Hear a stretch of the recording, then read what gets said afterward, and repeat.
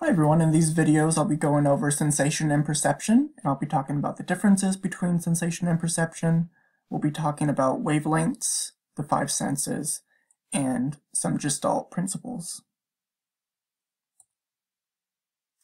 To start with, the key difference between sensations and perceptions is that sensations are more physical processes, whereas perception is psychological and cognitive. The five senses are eyesight, hearing, smelling, tasting, and feeling. And these are all physical sensations that we can sense.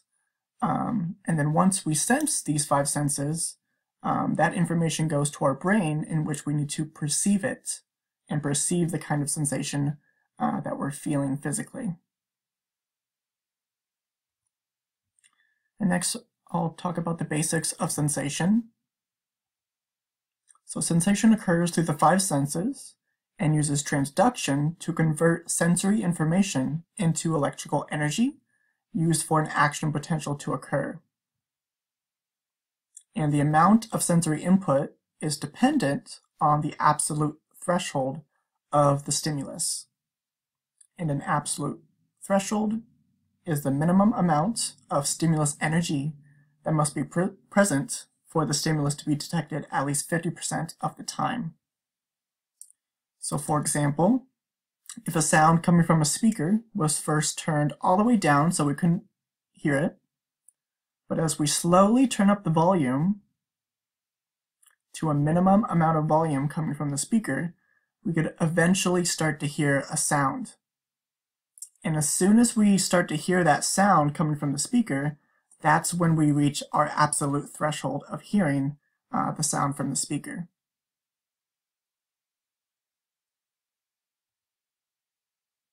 And not only are we able to detect one sensation with an absolute threshold, but we can detect differences in sensations, which is called just noticeable difference, or the difference threshold.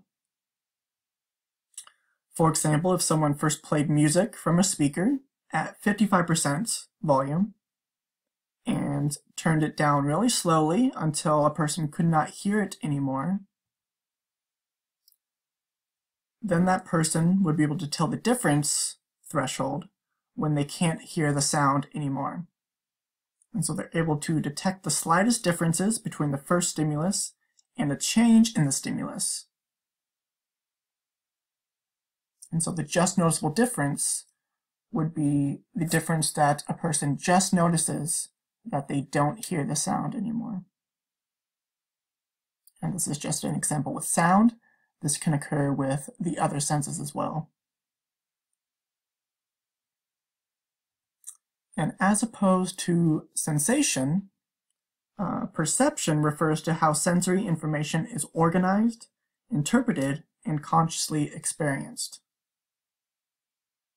And perception includes bottom-up processing, which are perceptions that are built from sensory input, and top-down processing, which includes interpreting sensations that are influenced by our available knowledge, experiences, and previous thoughts.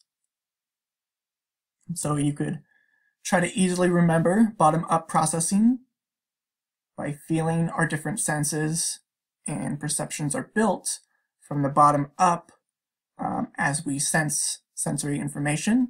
That sensory information is going up to our brain, whereas top-down processing involves making sense and interpreting the sensations below by using our available knowledge, experiences, and thoughts in our cognition to influence how we interpret these sensations below.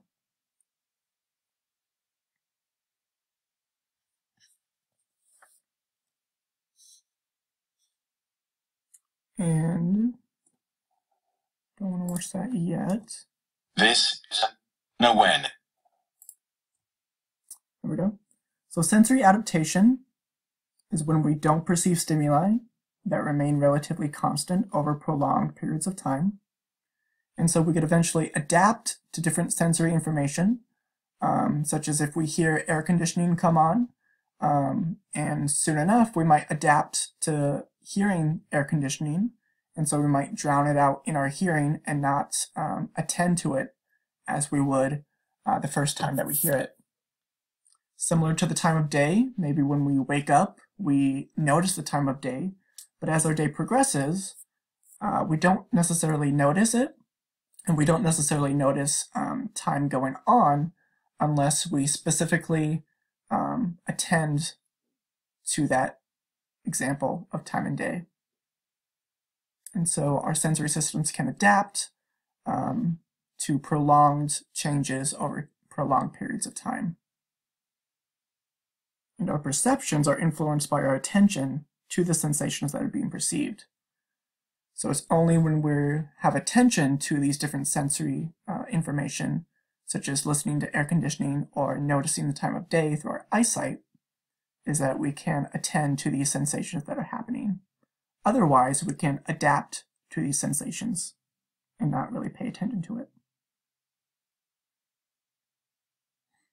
And I want to test your attention in this video by focusing on the basketball being passed around among the group members. And I want you to focus your attention on only the basketball in the video.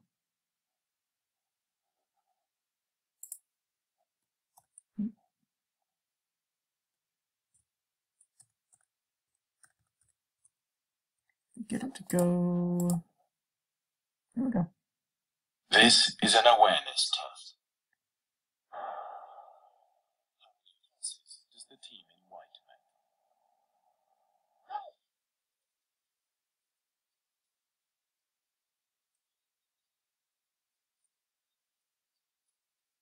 So we're looking at the basketball only, or the basketballs only.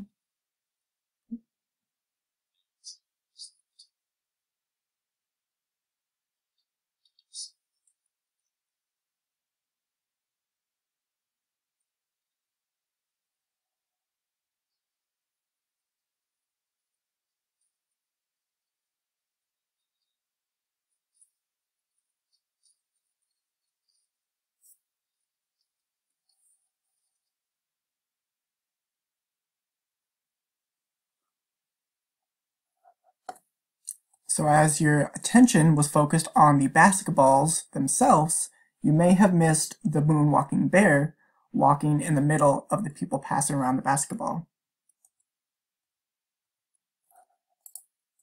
And this is called inattentional blindness, when we fail to notice something that is completely visible in our field of vision because we lack attention focusing on it. And this can be an example when we're texting and driving. This is why we might get in a lot of accidents when we text and drive, in which we shouldn't text and drive. Because if our attention is focused on our phone and not on the road, we can fail to notice maybe someone who has stopped in front of us and accidentally hit them if our attention is focused on our cell phones. And also, magicians really use inattentional blindness to create magic, as the magician is telling you to focus on a specific part of their hand or a specific card. You're not focused on the magician changing his stance or changing his hand movements in the other hand, which might show the magic trick. And so these are some examples of inattentional blindness, when we are failing to notice something because we don't have our attention on that specific stimuli. And also, motivation can affect our perception if we're expecting or consciously trying to perceive a sensation. According to signal detection theory, it's the ability to identify a stimulus when it is embedded in a distracted setting or environment. And so a mother might be able to try to constantly identify the stimulus of her baby crying, even if she's distracted by doing the dishes or distracted by doing other things. Signal detection theory states that a mother would be able to identify her baby's cry and identify the stimulus of the cry, even if she's distracted by doing other things in her environment.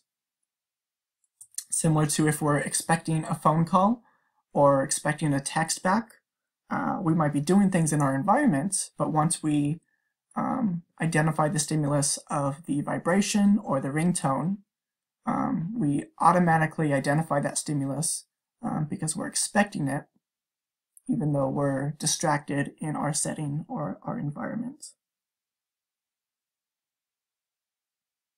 And that's it for the basics of sensation and perception. In the next video, we'll be going over wavelengths.